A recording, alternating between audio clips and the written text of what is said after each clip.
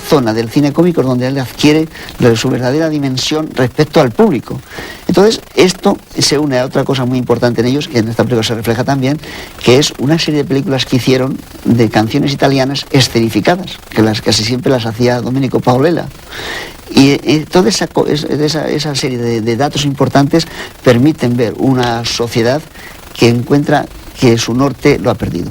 Lo ha perdido, y en el cine lo ha perdido tanto que hemos asistido a una decadencia del cine más importante que había en Europa durante muchos años. ¿Y por qué crees tú, Juan, que en Estados Unidos va con el título de Viva Italia? Pues no lo sé, porque yo eso ni lo sabía. Mi hijo me trató de buscar y me dijo, esta película fue al Oscar, y fuimos, y efectivamente pone Viva Italia, pone todos los capítulos que son, menos los que quitaron. Y yo creo que es una operación también, bueno, que Viva Italia suena mucho más que Los Nuevos Monstruos, porque Los Nuevos Monstruos podría dar la idea de una película de terror. Exacto, yo creo que mientras que Viva Italia, con una enorme cantidad de público italiano en Estados Unidos, una colonia tan importante como esa y tan poderosa, es un reclamo para taquilla. Pues elegida por la cinematografía italiana, cambiaron el título con Viva Italia, se presentó a los Oscar, fue nominada entre las 5 películas del año con el título de Viva Italia, y no lo ganó hacía poco tiempo, sí lo había ganado otra italiana.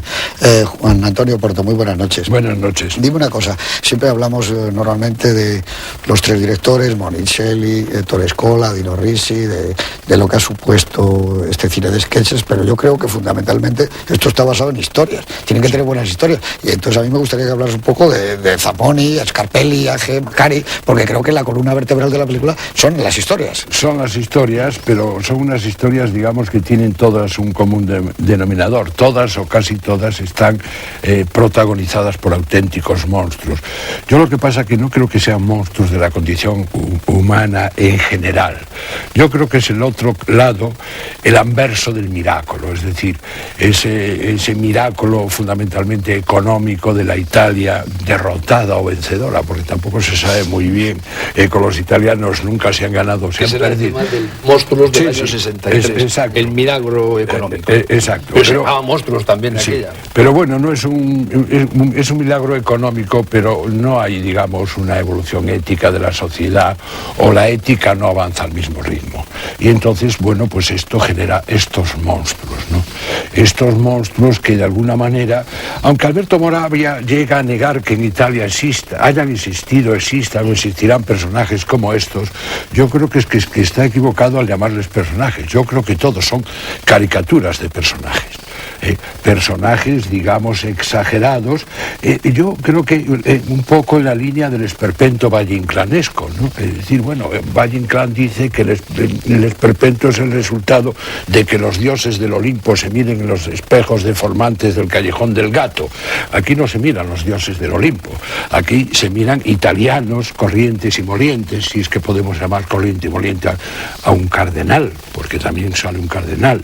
Pero bueno, son manager, viajantes, comisionistas de la economía sumergida, que por cierto es curioso cómo ya era un problema allí, como de alguna manera también es un problema aquí hoy, ¿no? Productores de cine, actrices porno, empleados, mendigos, terroristas, cómicos de la legua.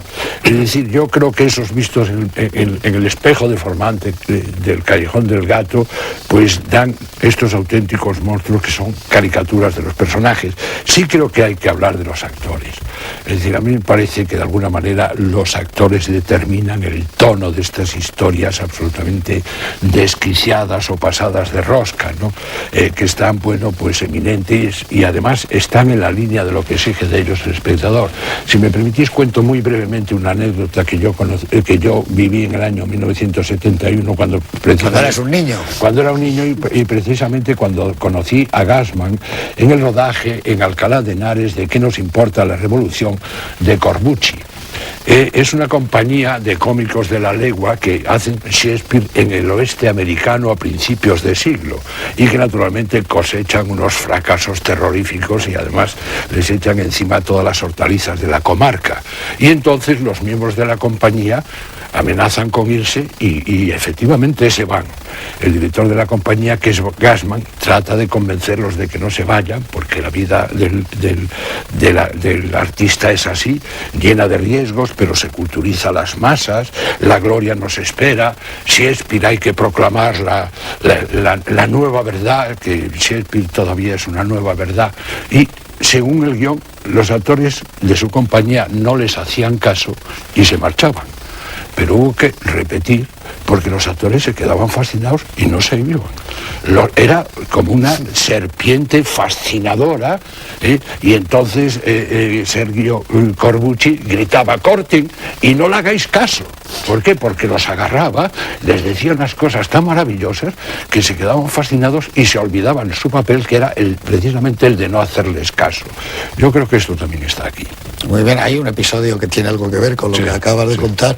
Verán ustedes a Gassman en plena potencia creadora y física en uno de los episodios, el segundo, que hay algo parecido de lo que nos cuenta Juan Antonio Porto, que curiosamente en el oeste, en la película de John Ford, My Darling Clementine, ya había un tipo que interpretaba a Shakespeare, de donde posiblemente Corbucci lo haría. Vamos a ver Que viva Italia, faltan algunos episodios. Yo creo que esta película sufrió por muchos pasos distintos en la producción. Le quitaron, para Hollywood lo mandan con otro título, quitan y ponen lo que ellos piensan que puede gustar más en cada país, porque con esto de los productores italianos nunca se puede saber. Pero aquí hay unos escritores excepcionales, unos actores de primerísima línea del cine europeo y 3 directores magníficos que van a tratar de mostrar la realidad de su país.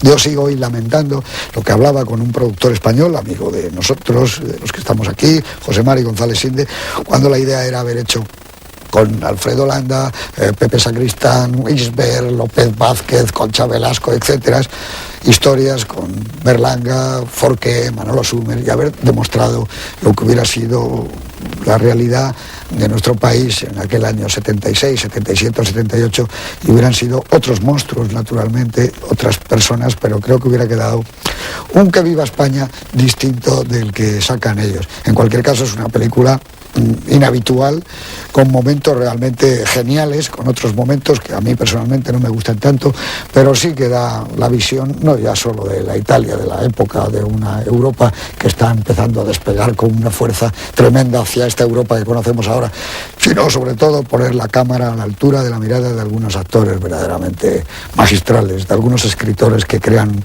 unas situaciones portentosas. Con todos ustedes, Que viva Italia, de Mario Monicelli, Ettore Scola, Dino Risi, y que les guste. Aquí empiezan ya los títulos de crédito, curiosamente, a ver si no me equivoco, Antonio, con Rachmaninoff, una versión a piano de un concierto que hacía Arnoldo Travaglioli. Sí, un concierto de Rachmaninoff. Que les guste, Que viva Italia. Aquí estamos, de vuelta de ese cementerio donde parece que enarbolan la bandera de Das Entertainment, pero a la italiana. La película es del año 1976-77, está tan reciente que casi vamos a hablar ya prácticamente de ella. Estábamos comentando, Antonio y yo, de las posibilidades que hubiera tenido un tipo de cine como este en España, con la cantidad de actores que teníamos. Quizá lo que más se le acerca, Antonio, es la película que hizo y que salió maravillosa, Historias de la radio, porque de alguna manera es engarzar 4 historias que no tenían nada que ver con el punto, como en la radio, ahí estaban también unos actores de primerísima línea, ¿no? Historias de la radio es un gozo ver esa película, aunque solo sea por volver a ver a esos actores, a Isber, a Alberto Romea, a Nicolás Perchicot, y eso que ahí no está otro de los grandes, que es Rafael López Somoza, Lepe, Riquelme, pero está la Muñoz San Pedro. Claro, se podía haber hecho con... Bueno, es que las películas de Berlanga agrupaban mucho a todas ellas, pero hubiera sido extraordinario. Es curioso porque se habló del proyecto al estrenarse Viva Italia, el éxito que había tenido y bueno, y que estaba nominada con posibilidad de ganar el Oscar. Se habló en varias productoras, una de ellas fue Kingsfield, de hacer este tipo de trabajo, pero siempre por lo visto hay problemas, ¿no? Parece que a los directores entonces no les gusta trabajar unos... Aparte de que aquí siempre ha habido... Aquí, tú haces tu trabajo y el otro... Aquí siempre ha habido una leyenda negra impuesta por los distribuidores de que las películas de sketch no funcionaban. Y claro, lo decían los oráculos ridículos, porque ayer, hoy y mañana de Vittorio De Sica con Mastroianni y Sofía Loren fue una bomba. El Oro de Nápoles. El Oro de Nápoles, eso fue una bomba. Pero aquí, ya has visto, solo, aparte de Historias de la radio, que es una película singular, porque tiene unos puntos, pero por ejemplo, Las 4 verdades, la película que hizo Luis Berlanga con Alessandro Blasetti, con René Clair, pues esa película pasó un poco sin pena ni gloria, digo, en taquilla. Y además es curioso que ya sabéis que esa película, cuando se puso en Europa, cortaban el sketch de Berlanga por demasiado duro, por demasiado ácido. Además por el tema de los animales. El tema de los animales y la muerte y tal. Esta película es inconcebible sin estos monstruos de actores. Hombre, yo creo que nace un poco, si tú, como tú estabas explicando antes en la presentación, con Il Mostri, con los monstruos, esa fue una película de mucho éxito. Yo recuerdo verla en España y con éxito. Además hay una anécdota que es que en la primera, la del 63, la de Il Mostri, Sordi no vio el proyecto y no quiso trabajar. Y entonces se desquitó en la secuela, que es esta, en que ya Sordi trabajaba. Y lo que no, vamos, imagino que sí que sabéis, es la admiración que siempre han tenido los grandes actores italianos por Sordi.